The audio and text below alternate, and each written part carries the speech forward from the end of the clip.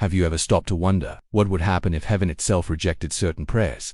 On the morning of July 8, 2025, thousands of faithful gathered in St. Peter's Square, expecting another catechesis, another blessing, another liturgy. But what they heard was something unexpected and unsettling. Pope Leo XIV didn't speak about new dogmas. He didn't announce trips or administrative reforms. He simply leaned slightly into the microphone and said, "The Church and the world do not need people who fulfill religious duties while wearing faith as an external label. What they need are laborers eager to work in the missionary field, disciples in love who bear witness to the kingdom of God wherever they may be." It was as if, in that instant, the Pope lifted the golden veil that has covered the rituals of faith for centuries, and said to the world, liturgy means nothing without love. Mass means nothing without mission. The temple means nothing without testimony. The words echoed, but the silence that followed said even more. Because right there, before cardinals, ambassadors, and religious leaders from all over the world, the Pope was drawing a new line: faith that merely performs. It is no longer enough. And this wasn't an attack on tradition. It was a callback to essence. Because, in his view, there's an abyss between those who perform religion and those who burn with love, between those who repeat words and those who bear witness to the invisible. Up on the Vatican balcony, while the bells rang, many looked up, not with awe but with unease, because maybe, for the first time in decades, a pope wasn't demanding loyalty. He was demanding transformation. This kind of message doesn't get applause. It calls for conversion. On social media, the Pope's speech was clipped, edited, reshared. Some used it as a weapon, others as a shield. But very few understood what he actually said, because the Pope's criticism wasn't aimed at the world. It was aimed at the Church itself. At the Church that became a showcase, the one that displays flawless ceremonies, crisp garments, and memorized formulas while hiding hearts that no longer burn. In Rome, a journalist provocatively asked, "Your Holiness, are you saying too many people are pretending to be Christians?" The Pope didn't answer. He just closed his eyes and murmured in Latin, "Verba, sin igni non accendent." Words without fire ignite nothing. And just like that, he revealed a wound: too much faith without fire, too much devotion without witness, too much religion without God. He wasn't just talking about the powerful. He was talking about the ordinary too. The lady who goes to Mass every Sunday but never looks the janitor in the eye. The young man who posts Bible verses every day but ignores his sick father. The priest who recites perfect formulas but has forgotten the taste of tears. Pope Leo XIV didn't ask for more masses. He asked for more surrender. Not more ceremonies, more conversions, and that caused a painful silence in many dioceses, because the speech wasn't addressed to atheists. It was aimed at the empty faithful. Priests around the world reported mixed reactions. In Buenos Aires, a seminarian wrote in his diary, "Today I discovered I can pray a lot and still be far from God." In Spain, a bishop cancelled his schedule and spent the day in fasting and silence. In Rwanda, a nun broke protocol during Mass and publicly asked forgiveness from her community for becoming a faith bureaucrat. Something was shifting everywhere. Not because the Pope declared a new doctrine, but because he removed an old mask, the one that turns Christianity into performance, and revealed the face behind it, the wounded, weary Church, still capable of love. And maybe this is the beginning of an invisible revolution, because the world doesn't need Christians who win arguments. It needs Christians who waste time with the wounded. Christians who don't just memorize verses but carry crosses. Christians who don't hide behind dogmas, but expose themselves through compassion. Today, Pope Leo XIV didn't speak to generate headlines. He spoke to awaken conscience. And if you felt a discomfort in your chest while hearing these words, maybe it's you that God is calling right now. In the hours that followed the Pope's message, something strange began to happen. Not inside the cathedrals, outside, on messaging apps, subway stations, empty city squares.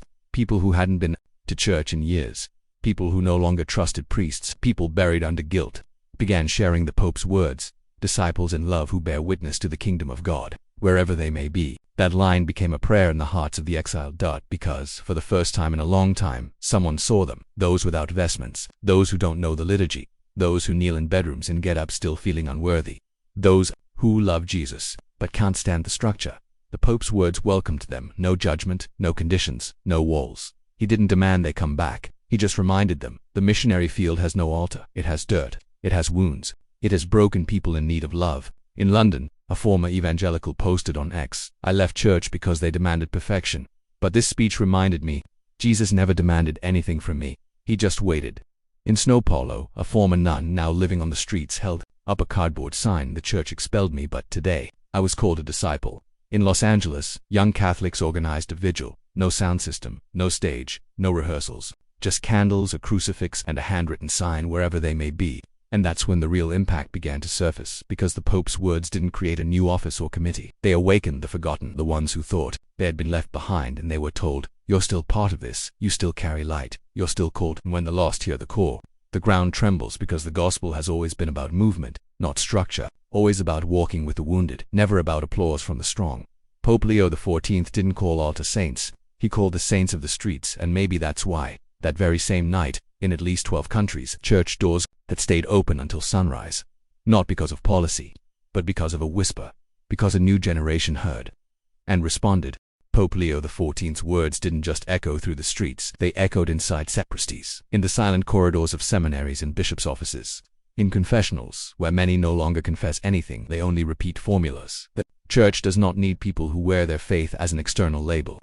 That line fell like a stone on the altar of complacency, because for decades, many have hidden behind the habit, used Latin as a shield, the cassock as armor, the liturgy as a stage. They prayed but did not listen, they preached but did not kneel before real pain, and turned the gospel into a set of well-executed tasks but without love. The speech broke this cycle. In Naples, a veteran priest wrote by hand in his diary, "I thought I was saving souls, but now I see. I was just defending a function." In Belgium, a group of seminarians cancelled a canon law class. They went out to visit a shelter. When asked why, they answered, "Because the mission field isn't in the paragraph, it's in the embrace." This is the revolution that begins in silence. Pope Leo XIV didn't shout. He didn't bang on the table. He simply separated rituals from mission, and lovingly pointed out that the world doesn't need well-trained religious representatives. It needs broken witnesses who love with hearts dirty from dust and faith, because the kingdom of God was never built with embroidered vestments. It was built with wounded hands. And when the Pope says the church needs eager laborers, he is saying, without saying, leave the sacristies, return to the alleys, abandon the golden altar, and sit on the ground with those who bleed. This speech is not a criticism, it is a call. It is as if he said, if the temple is full of labels, then let us return to the desert. And this discomfort, as painful as it may be, is sacred, because a church that is not troubled is a church that is already dead. But a church that looks in the mirror and sees pride instead of compassion, that church still has a chance to be born again. While some are offended, others silently give thanks, because there are places where faith was never a label. It was a wound, it was hunger, it was unanswered prayer. It was mass celebrated under tarps, with the priest wearing a torn stole and the people sitting on mud. In Ethiopia, a catechist heard the Pope's words and cried, not because she disagreed, but because for the first time someone spoke aloud what she lived in anonymity. Disciples in love who bear witness to the kingdom of God, wherever they may be. She was in a village without electricity, no Wi-Fi, not even a crucifix on the wall, only a cloth with a hand-drawn cross. And even so, she knew that was the mission field. In Brazil, the Philippines, Congo and rural Pakistan, thousands of faithful live the gospel without ever appearing in photos, without ever stepping on pulpits. But there they are, cooking for the community, visiting the sick, holding trembling hands in hospitals. They don't wear labels. They wear dust, and in that dust the kingdom dwells. What the Pope did was simple but profound. He shifted the center of faith, from the altar to the street corner, from the temple to the prison, from Latin to the embrace, from pomp to tears. And by doing this, he gave voice to the church's greatest silent army, the small, the forgotten, those who never studied theology, but know the gospel by their scars. This is the new geography of mission.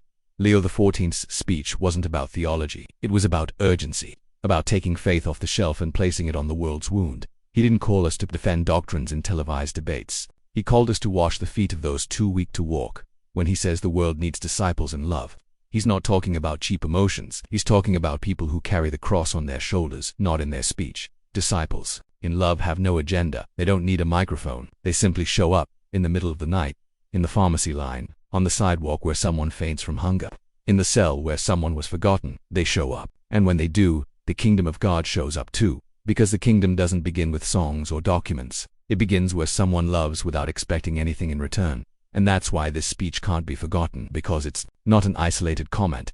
It's a call to action. And now, that call reaches you if you've come this far. It's because something inside you still recognizes the beauty of the gospel. Not the gospel of ready-made phrases, but the gospel that bleeds, that serves, that rebuilds. So, before you leave, share this video, not for us, but for all those forgotten in the mission field of the real world. And if this message touched you, subscribe to the channel, because here, every silence has meaning, and every story the world ignores, we transform into an altar. May Leo XIV continue to remind us the church doesn't need an audience, it needs witnesses.